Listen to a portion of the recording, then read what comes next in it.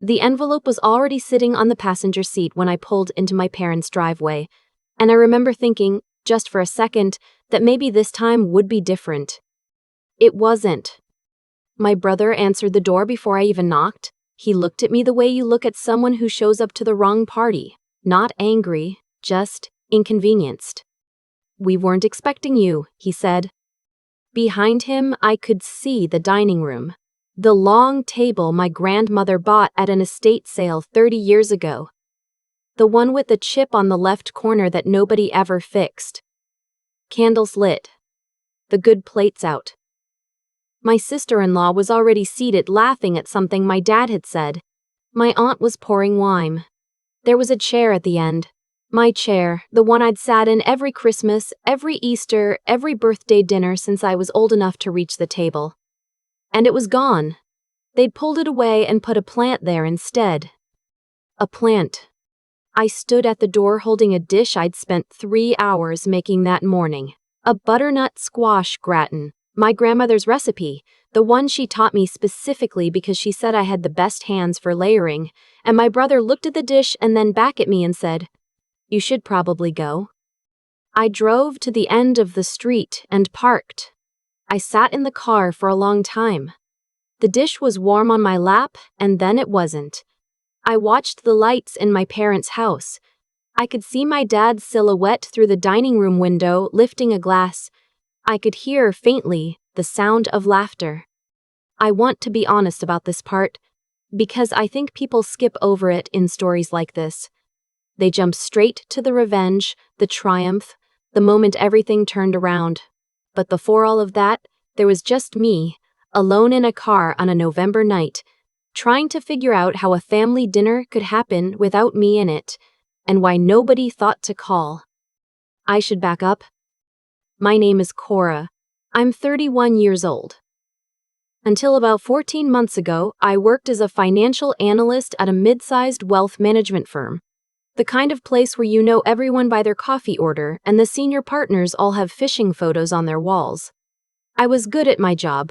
I was careful, methodical, the kind of person who triple-checked figures not because I was told to, but because being right mattered to me. It always had. My father started the firm 26 years ago. My brother joined 6 years back. I joined 4 years ago after finishing my master's degree, because my father asked me to, because he said the firm needed someone who understood compliance, and because, honestly, I wanted to believe we could work together, that we were the kind of family that could do that. We were not that kind of family. I should have known earlier. There were signs. There are always signs. But I was good at explaining them away. The meetings I wasn't invited to. The client files I'd ask about and get vague answers. My brother's new car that he bought on a salary I knew couldn't support it. My sister-in-law. Redecorating their house twice in 1 year. Little things. Things you file away and don't look at too closely because looking closely means asking questions, and asking questions means the answer might be something you can't unfind. A thing that made me look was a discrepancy in a quarterly report. A small one, $64,000 redirected through a subsidiary account I'd never seen before. I flagged it internally the way I was supposed to. I sent an email to my brother who handled that client portfolio and asked him to walk me through it. He didn't respond for 4 days. When he did, he called me instead of writing back. He said it was a transfer, routine, something that had been arranged before I joined. I asked him to send me the documentation. He said he would. He never did. I went to my father. My father looked at me across his desk, the same desk I used to do homework on as a kid when my mom brought me to the office after school. And he said, "Cora, you need to learn when to leave things alone. Not there's nothing wrong, not I'll look into it, just leave it alone." I didn't sleep that night. I went back through 6 months of reports and found 4 more discrepancies. Different amounts, different accounts, but the same pattern. Money moving in, money moving sideways, paperwork that didn't quite match up. I printed everything and brought it to a compliance attorney I knew from a conference. Her name is not relevant here, but she was thorough and she was fast. And what she told me after reviewing the documents was this: what I was looking at had a name. And that name was securities fraud, and the amount involved was not small, and I had a legal obligation to report it. I asked her what would happen if I did. She looked at me with the specific kind of kindness you give someone before you say something difficult. That depends, she said, on how much you've invested in things staying the way they are. I went home and sat with that for 2 weeks. 2 weeks of going into the office and smiling and answering emails and eating lunch with my brother like I didn't know what I knew. 2 weeks of watching my father shake hands with clients.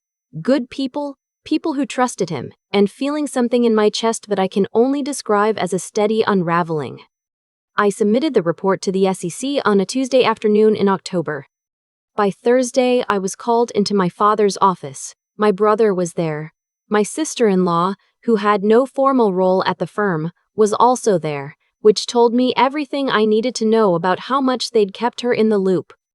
My father didn't yell. That was the thing I remember most. He was very quiet. He said I had betrayed the family. He said I had gone outside the family with something that could have been handled internally.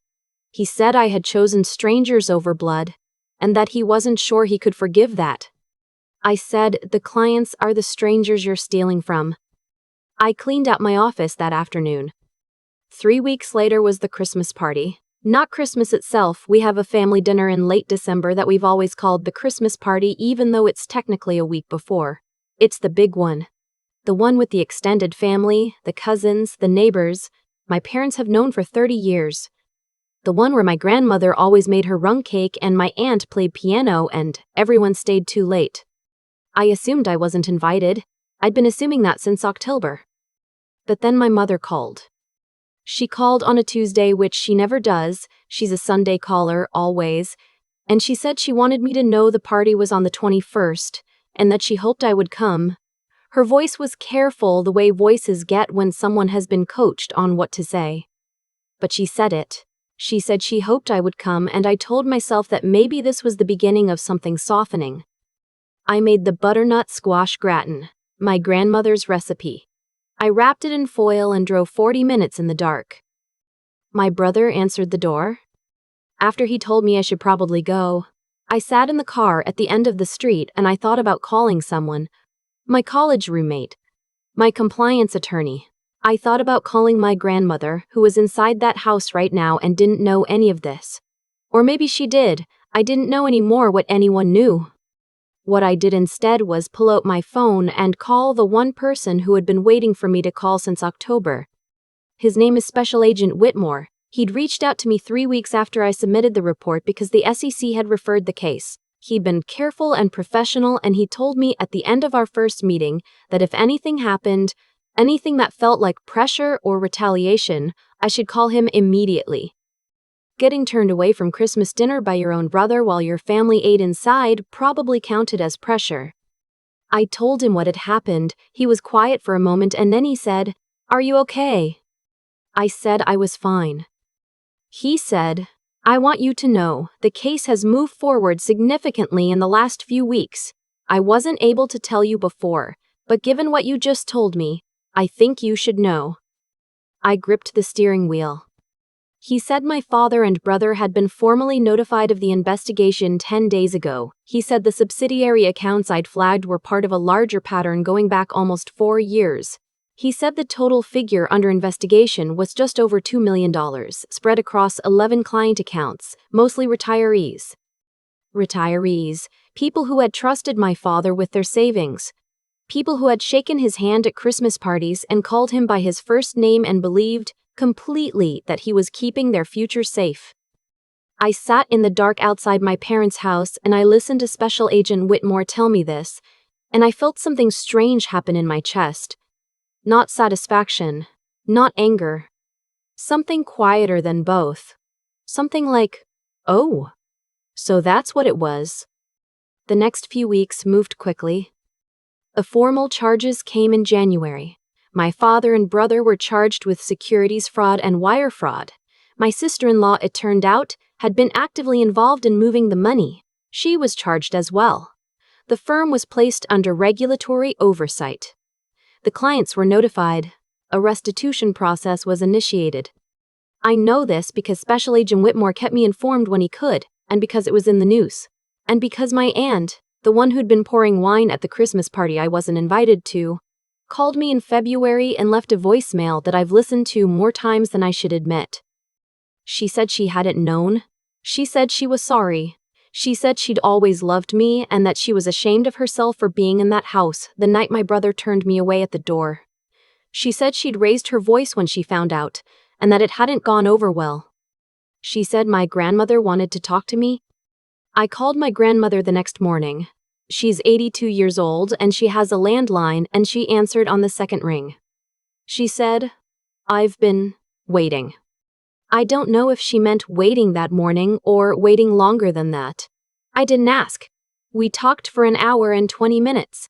She told me things about my father's history that I hadn't known. Early debts, bad decisions, a pattern she'd watched for decades and hadn't known how to interrupt. She told me she was proud of me. She said it more than once, in that matter-of-fact way she has, the way that makes it impossible not to believe her. She asked me if I was eating. I told her I was. She said, "Come to my house on Sunday, I'll make the rum cake." I did. I drove out on Sunday morning and sat in her kitchen and watched her measure flour without a measuring cup the way she always has, by feel, and I thought about how this kitchen was where I learned to cook in the first place, and how that felt like something worth holding on to. The legal process took months. My father and brother pled guilty in April. Their attorneys had apparently advised them that a trial wasn't in their interest given the paper trail. My sister-in-law pled guilty to a lesser charge. Sentencing was in late summer. My father received 30 months. My brother received 18. My sister-in-law received probation and community service. I wasn't at the sentencing. I thought about going. I decided against it. There was nothing I needed to see, nothing I needed to prove. I knew what had happened. I knew what I'd done. That was enough. My mother called me after the sentencing. It was the first time we'd spoken since before Christmas. I could hear that she'd been crying. She said she was sorry. She said she hadn't understood the full extent of it, which I believe is partially true. She said she should never have called me to say she hoped I'd come to the Christmas party if she'd known my brother was going to turn me away. She said she'd made him do it, my father, that it had been his instruction and she should have refused. I didn't tell her it was okay. It wasn't okay. I told her I heard her and that I needed more time, and that I would call her when I was ready. She said, "I understand. I don't know what my relationship with my mother will look like. I don't know if we'll rebuild something or if we'll just maintain a careful, cordial distance for the rest of our lives. I know that's not the ending people want. People want a clear resolution. The bad people punished, the good people restored, everything sorted into its correct pile.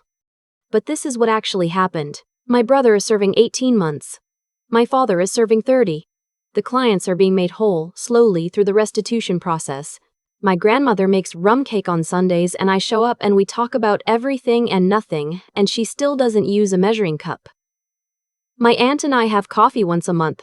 I have a new job at a different firm, one where I don't see my family's name on the letterhead every time I open a document.